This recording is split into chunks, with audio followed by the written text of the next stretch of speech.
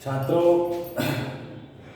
पिछले अनेक एपिसोडों में गणित विषय के 3 चैप्टर आपको पढ़ा दिए गए हैं। पहला चैप्टर था द्विघात समीकरण, दूसरा चैप्टर था त्रिकोणमिति और तीसरा चैप्टर था ऊंचाई और दूरी। विधिवत इसको बताया गया है, आपने पढ़ा भी है। अब आपके कोर्स का चौथा चैप्टर हम शुरू करने वाले हैं, जिसका नाम है दो चर वाले रैखिक समीकरण। दो चर वाले रैखिक समीकरण का मतलब क्या होता है? जब आपने द्विघात समीकरण पढ़ा था तो उसमें केवल एक ही चर हुआ करता था, इसमें दो चर रहेंगे। दो चर, एक चर मान लीजिए x है तो दूसरा चर y है। ए बी सी ये कांस्टेंट टर्म होता है, अचर राशियां होती हैं। यहां हम लोग पढ़ेंगे दो चर वाले रैखिक समीकरण। रैखिक का मतलब इसमें जो चर राशियां होंगी उनका घात एक होगा, इसीलिए इनको रैखिक समीकरण कहा जाता है। तो आपको सबसे पहले दो चर वाले रैखिक समीकरण का परिभाषा बता दें कि वह समीकरण जिसे ax plus by plus c बराबर 0 के रूप में लिखा जाए, जहां a b c वास्तविक संख्याएं हैं जिसमें a b 0 नहीं है, अर्थात a स्क्वायर धन b स्क्वायर दोनों का योग 0 नहीं है, तो दो चर x और y में रैखिक समीकरण कहलाता है। आप इसको नोट करेंगे, ये दो चर के रैखिक समीकरण का परिभाषा होता है। इसके बाद आपको हम बताएंगे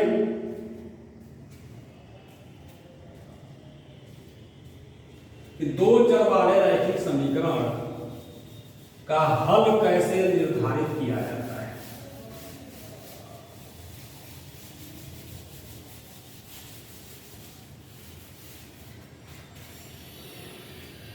आप देखेंगे, मैं मान रहा हूं कि दो चर x और y, दो चर x और y में रैखिक समीकरण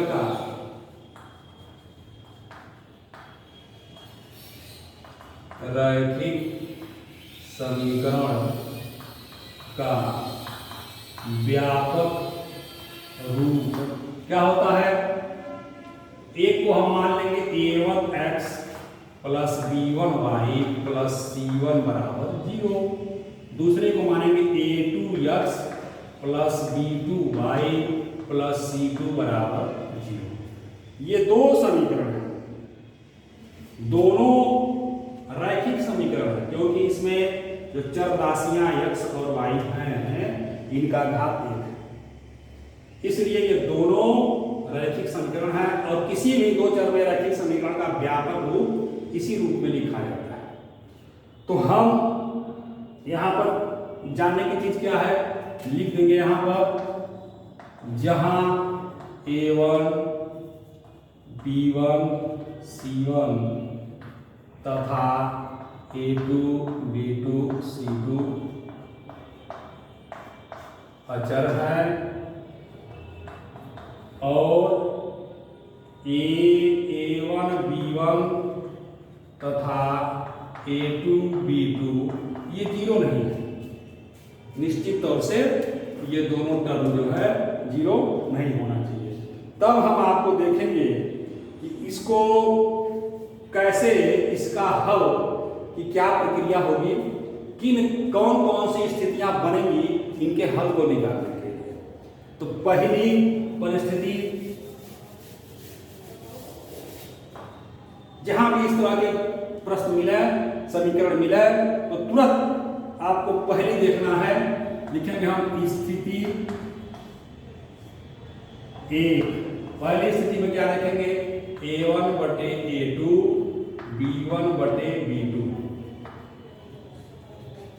ये दोनों अगर बराबर नहीं है, a1 बटे a2 b1 बटे b2 के बराबर नहीं है, तो इस स्थिति में समीकरणों का तो दोनों समीकरणों का अद्वितीय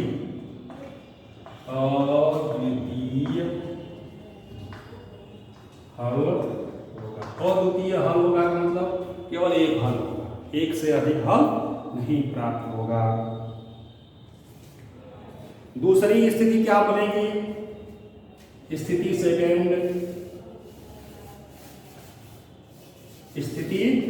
सेकेंड क्या बन जाएगी?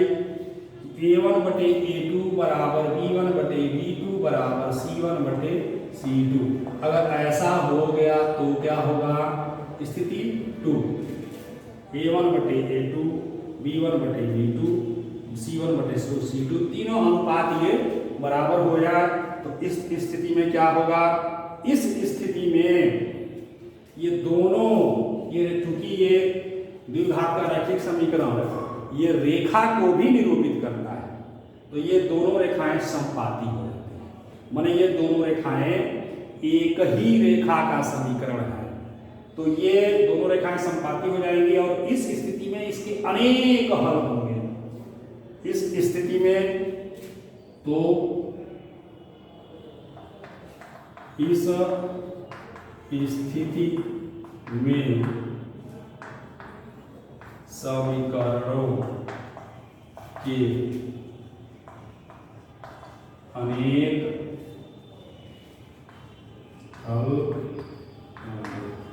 अनेक हल, अपरिमित रूप से अनेक हल, पता नहीं कितने हल होंगे।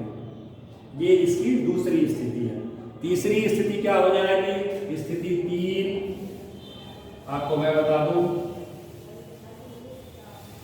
कि A1/A2 स्थिति 3 A1/A2 बराबर हो B1/B2 के, लेकिन C1/C2 के बराबर 9 हो। तो इस स्थिति में यह समीकरण निकाय इस स्थिति के लिए असंगत होगा। असंगत होने का मतलब इसका कोई भी हल नहीं होगा। तो लिख देंगे इस स्थिति में समीकरण निकाय का कोई हल नहीं होगा, अर्थात ये दोनों समीकरण क्या हो जाएंगे? असंगत हो जाएंगे। अब हमको जानना है इनका ग्राफीय निरूपण। इनका ग्राफीय निरूपण हमको जानना है। अब हम लोग चलते हैं इनका ग्राफीय निरूपण के बारे में।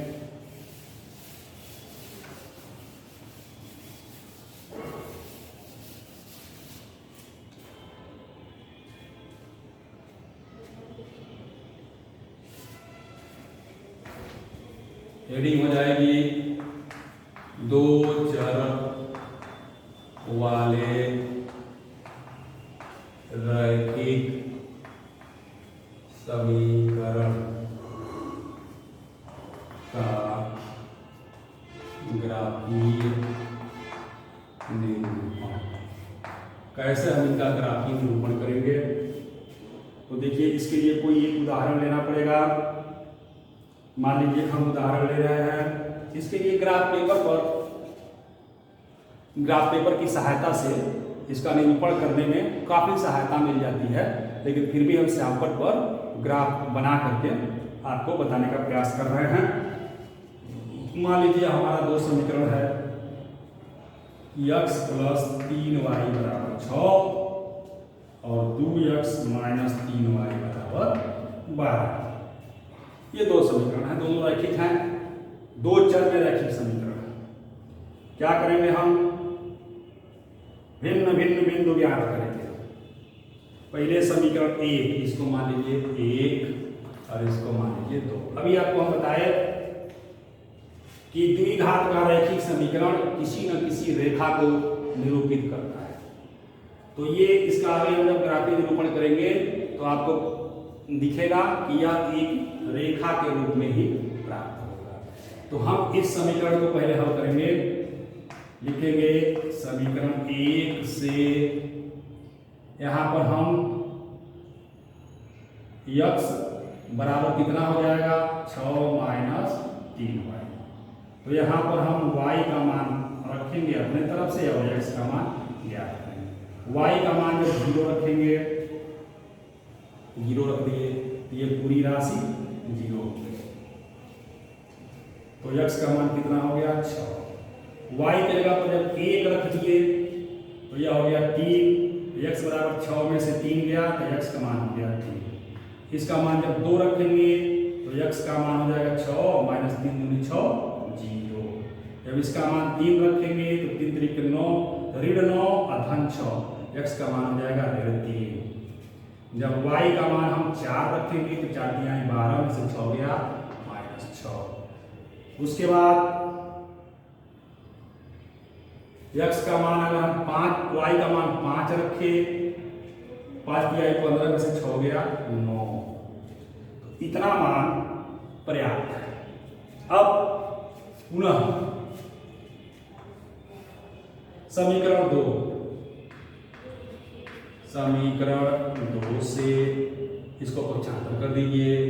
2x बराबर 3y, अब इधर ऋण में है जाकर धन में हो जाएगा और धन 12।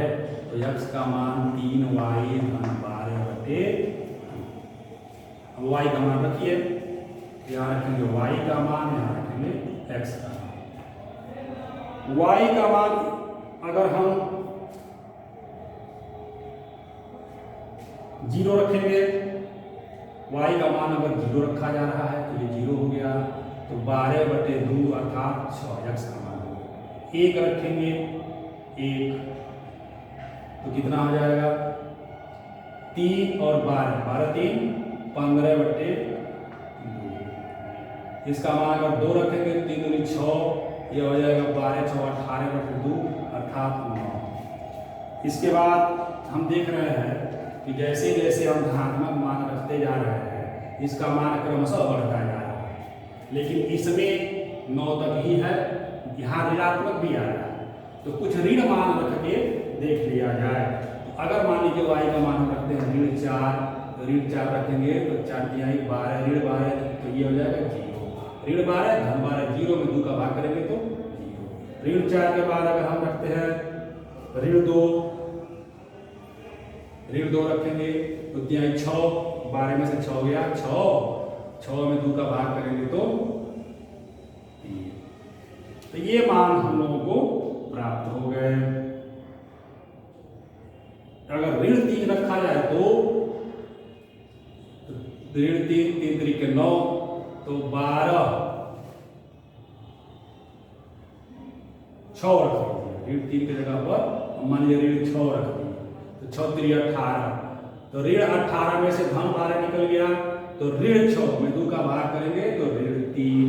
ये मान प्राप्त हो। अब इसमें और इसमें हमको ग्राफ खींचना है। देखिए कैसे खींचेंगे ग्राफ। इन दोनों रेखाओं का हम इसको मिटा रहे हैं, केवल जो काम बढ़ता है उसी को यहाँ नीचे रहने। तो ग्राफ बनाने के लिए सबसे पहले हम एक्सिस बनाते हैं। इसको कहते हैं x अक्ष और इसको कहते हैं y अक्ष। ये x अक्ष की धन दिशा होती है, ये x अक्ष की ऋण दिशा होती है, ये y अक्ष की ऋण दिशा होती है और ये y अक्ष का धन दिशा होता है। अब इसको हम बांटेंगे। ये तो 0 0 इसका निर्देशांक होता है, 1 2 3 4 5। x का मान अधिकतम कितना लिया गया है 9 तक है, 5 चलिए 6 जहाँ तक आएगा बढ़ा दिया जाएगा।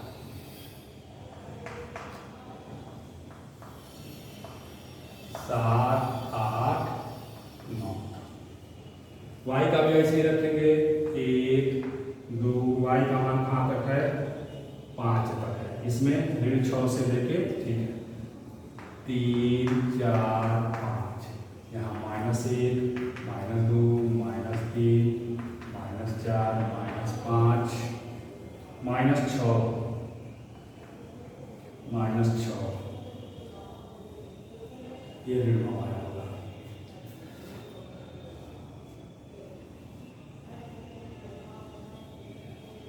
चलिए, तो अब हम निरूपण करेंगे।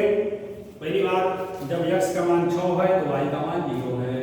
एक बिंदु यह हो गया, यहाँ y का मान 0, यह हमारा बिंदु हो गया 6। दूसरी क्यों, चूंकि पहले x का मान लिखा जाता है तब y का। दूसरा बिंदु है 1 3, y का मान 1 है तो x का मान 3 है।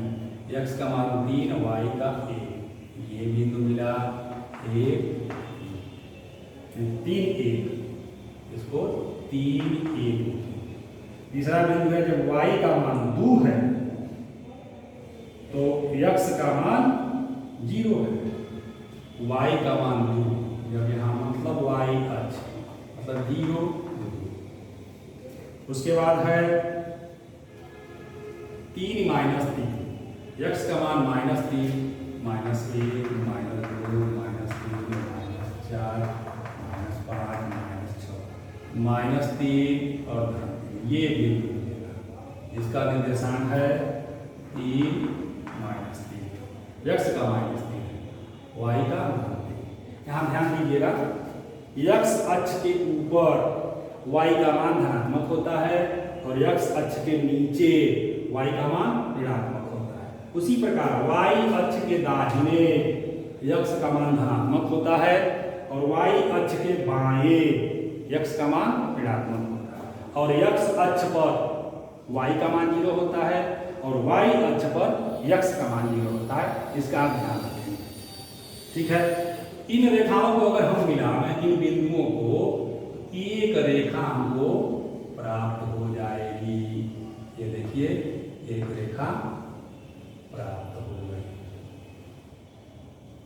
ये सरल रेखा। उसी प्रकार से इसका निरूपण जब हम करेंगे, x का मान 6 तो y का मान 0, यानी यही है, x का मान 6 तो y का मान 0। x का मान 7.5 तो y का मान 1, 7.5 ये होगा, और y का मान 1 ये है। यहाँ आएंगे लगभग यहाँ मिलेगा क्या, 15/2 और 1, 15/2 और 1। फिर x का मान 9 तो y का मान 2, ये 9 तो y का मान 2, यहाँ पर कहीं मिलेगा बिंदु, x का मान 9 y का मान 2। अब नीचे आइए, x का मान 0 तो y का मान ऋण 4, ये देखिए 0 ऋण 4। उसके बाद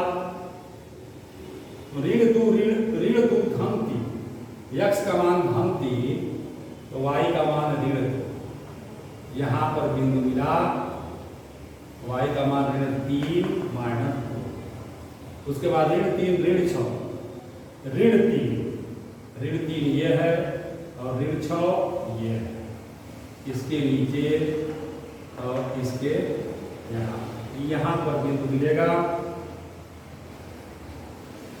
ऋण 6 ऋण 3 ऋण 6, x का मान ऋण 3,